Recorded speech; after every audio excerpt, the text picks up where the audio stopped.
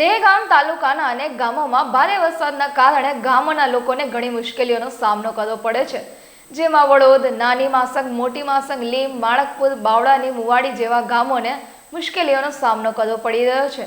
આ ગામોથી તલોદ જતો રસ્તો મેઘવા નદી પાણીમાં આવવાથી બંધ થઈ જાય છે, જેના કારણે લોકોને અક્કલની મુવાડી થઈને તલોદ સુધી જવું પડે છે.